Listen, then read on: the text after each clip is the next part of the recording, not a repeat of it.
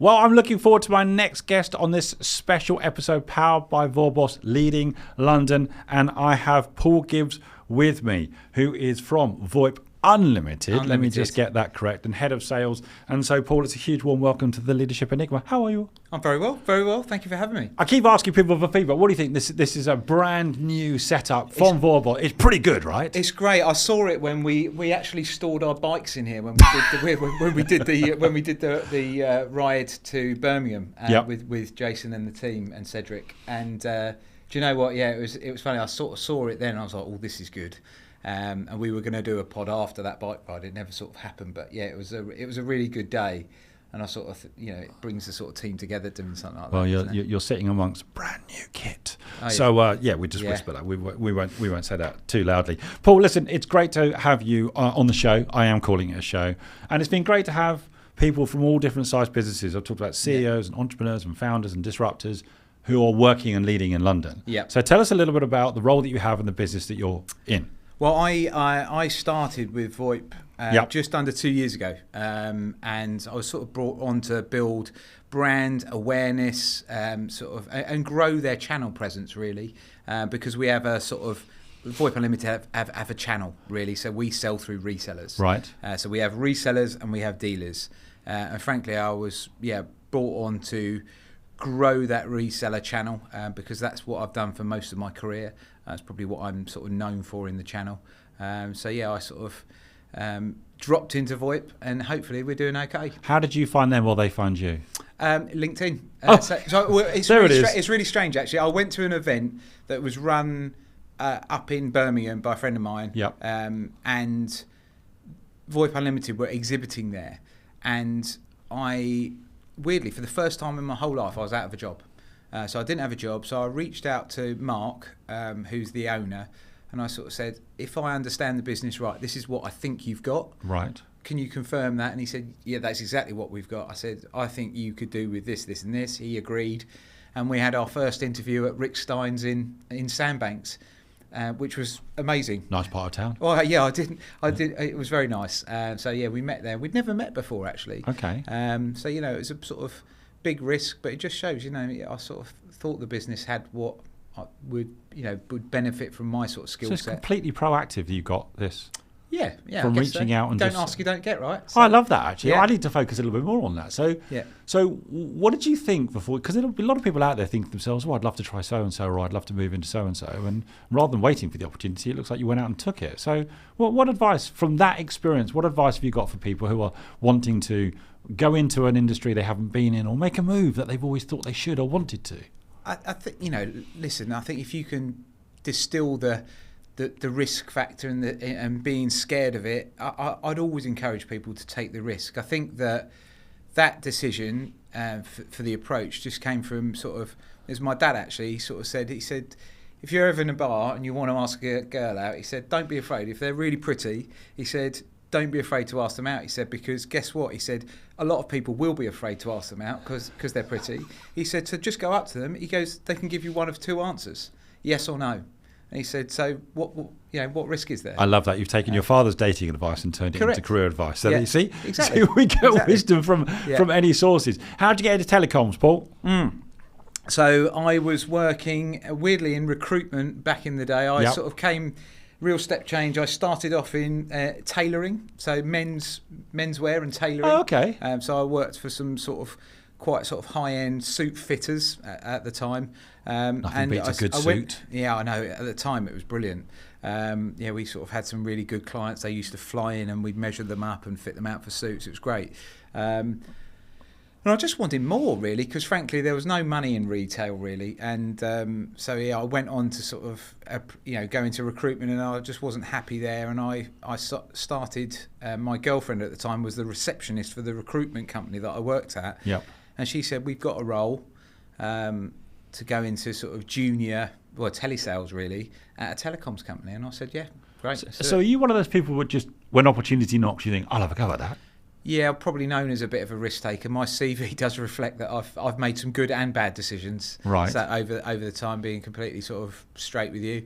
But I think that when you realise you've made a bad decision, it's about learning from it, isn't it? And I think that's what I've tried to do.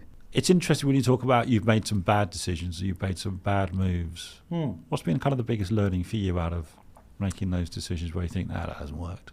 It hasn't stopped me being less of a risk taker, that's for sure. And I think, as you get older, you probably get more risk averse. But I think, I don't know,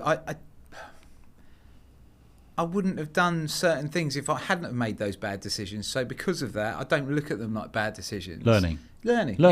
moments. Learn from them and move on, and don't get having no regrets has always been a sort of big mantra of mine. But I really try hard. Obviously I look back and go, blast if I hadn't have done that, and maybes and what ifs. But moving on, it's been good. It's been good. So we chatted just before we kind of went live. Yeah. We talked about growth. You'll come in now, head of sales, to really drive growth. Yeah. Every single business, whether it's a one-person business or a 400,000 strong business, and I've spoken to CEOs of those two, are all interested in growth. Correct. What are some of your standout things for any business owner leader to think about in relation to growth? Whether you're trying to grow, just what are your thoughts? Growth. I think my take on it is I still deal with some of the people I dealt with 20 plus years ago. Right. I don't like the fact that I say that, but 20 plus years ago, and because of that, it's purely because of relationships. So don't put them on the sort of. Don't put them on the block and say, I want you to buy this because of our relationship. I think it's about having a relationship and going, actually, I've got something good for you to look at. Would you take a look at it for me? Right. And because of those relationships, we just get growth through those things. They're like, oh, I didn't know you did that. And what about this? Can I have a look at this? And that's all because of having a strong relationship. And I think one probably good bit of advice I was given many years ago was don't burn any bridges. And I think that some people say that nice guys sort of finish last. I don't believe in that. I don't sign up to that. And I agree with you on that. Yeah, and because of that, I still have those relationships. And so I don't think that's true. People buy people, don't they? So correct. We always talk about the relationship over just merely the transaction. Yeah. And those are perhaps more successful. So as you come in, because you've been in the business a couple of years now, but you came into a pre-existing business, what are some of the things that you're looking at to try and analyse the growth potential or how you're going to start to get growth momentum? What are you looking at in a business? So I looked at it and sort of, what have you got now? Yeah. Yep. So what big things are things like in our business in technology is that things like churn, and you look at all of those things and you look at are you losing anything? What's the growth rate been for the last couple of years, and how can I change that? And because we run a reseller and a dealer business, resellers are like, if you sign up a reseller and they sign up to buy your products and services, you're essentially getting a number of feet on the street because they sign up and they've got 10 salespeople. So for me, it was new reseller recruitment was key to us because you were getting one reseller, but they might have 5 salespeople or 10 salespeople. Right. So suddenly, you're leveraging. Yeah, you're creating a small army of people selling your products and services. Okay. So that's what's key, and I think that reseller recruitment and dealer recruitment for us. That was my core strategy because I just kind of know it works. When companies are growing, we always talk about there are growth pains. Yeah. What's kind of the pain that you're suffering at the moment as a startup or scale up business? What are some of the pains that you're experiencing for growth? Getting the right team together has always been key. I think the team at Voip are fantastic. I know I might be biased, but I absolutely love working there. I love the people, and I love the sort of day-to-day there. I just wish we could get more quicker. I know that's really bad, but the way I've looked at it with the sales is, you formulate. I used to play football back in the day, and you try and formulate a team, and you have those goal scorers. They're the new business people. You have the sort of midfielders who are the sort of pseudo account managers, and then you have the defenders who are the business retention and and the churn specialists. And if you set a team up like that, then guess what? You're gonna top the division. But it's growing that team. It's a big risk for a small business, and I think that's something. You could potentially be paying someone a big salary for little reward because everyone's got a great CV, haven't they, when they want a job? ChatGPT. Yeah. But I didn't say that out loud. No, I was like, this has been written by ChatGPT because it's got loads of Zs in it. You mentioned football. Who did you play for? Fleet. So like back in the that's pretty. Fleet That's Spurs. That's a decent level. So it's the lower team. Yeah, I had a little foray for those, but I played with my friends on Sunday League. That was what I did for years. Yeah. And then through a friend of mine that's still in the industry, actually, he said you should come down and have a little trial for Fleet Spurs, and I went down there, and it was great fun. Yeah, really. I love the way you talked about the team, the sports analogy, because it's the right people doing the right thing at the right time. Yeah. So not everyone does everything. Who's blocking, who's tackling, or in your description, who's defending, who's the midfield, who's the. And I think that's really essential. Are the right people doing the right thing? But also, as a growing business, how do you identify and make sure you retain really good talent? Because really good talent has always got an option. And I spoke to one guest earlier in this, and she said, really good talent will also walk out. Yeah. Sooner than they perhaps used to pre-pandemic. Yeah. Now, really good talent will go, nah. Yeah. And go. So how are you as head of sales, and when you're looking at growth, what are you thinking about in relation to attracting, retaining really good talent? I think they're two different things, but I think retaining is communicating. Right. So communicating with those people, making sure they're happy, because one thing I've learned is I'm probably a bit of a dinosaur now in the industry. So, But why do you say that? Well, people ask me what makes me happy, and I think it's a generational thing. I think what makes the younger generation happy now is job fulfillment and happiness within their role. Well, they say meaning is the new money, right? Yeah, exactly. Whereas old dinosaurs like me, what makes you happy, Paul? Well, I want to get paid as much as I can. I know that makes me sound cutthroat, but that's the way I've sort of brought up, really. And I think that has changed. So it's about communicating with those staff and making sure they're happy. Is there anything we could be doing more together to make you happier? And if you lose that communication, guess what? You're going to lose those staff. How would you describe your leadership? I try and earn my stripes. I like the thrill of the chase, and so because of that. Are you a salesperson through and through? Yeah, in the channel I am. Yeah, right. Absolutely. And I use that because I think direct and channel are very different. I've learned that by by my own experience. But I think earning your stripes. When I've joined a couple of previous businesses, it's not about showing off. It's helping them. So I like to recruit the resellers, get them onboarded, get them growing, and then I'll hand them off to their account managers, i.e. the midfielders and the defenders, so they can. I love this analogy. It works for me. Yeah, and that's been great, because I like I said, I like the thrill of the chase. I like the kill. Yeah. And then I sort of don't like to sort of pick the carcass apart. I like that to be left to the other people. So how do you manage the balance of getting involved and rolling your sleeves up and then getting out of the way? Oh, that's a big question. How do I? Because of that, I think it's the classic player manager syndrome, isn't it? Yeah, and I think it's knowing my skill set.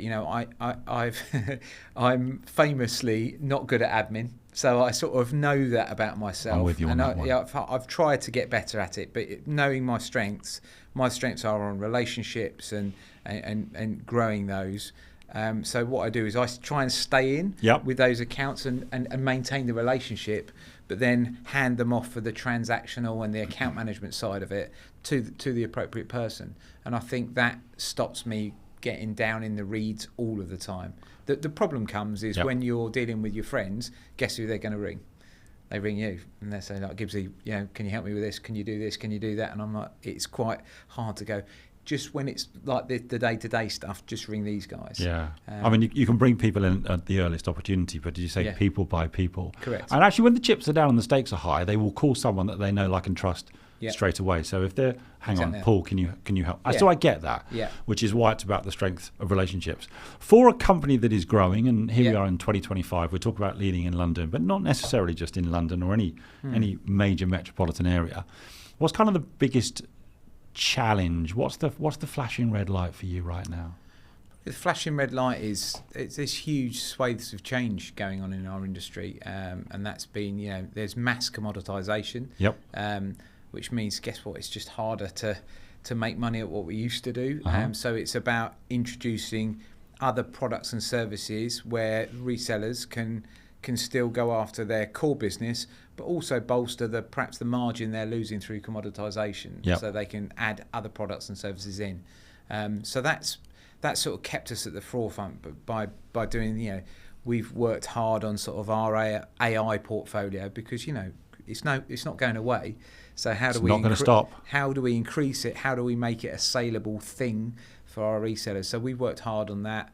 So it's part and parcel of your strategy now, the AI piece. Yeah, well, it has to be, doesn't it? Definitely. And just even from our day to day, I mean, I said I was bad at admin. We've got an AI tool that sits there, takes notes, transcripts all of our calls, delivers me a summary email that I can send back to anyone that I speak to on the phone, and that's been great for me, because you just don't forget anything anymore. No, do you know, I was talking to a friend the other day who said actually he did a lot of research. It turned it into a 5-minute podcast for him, all AI generated. Just plugged it in and listened to it on the way. Yeah. So, when we're talking about AI, a lot of people are nervous. A lot of people are worried that AI will take jobs. And I said it won't be the AI, it will be the person who's able to leverage AI who will take your job. You're correct. So there's a real human piece there. So a final question to you, Paul, is this: what's the best piece of leadership advice you've ever given or received?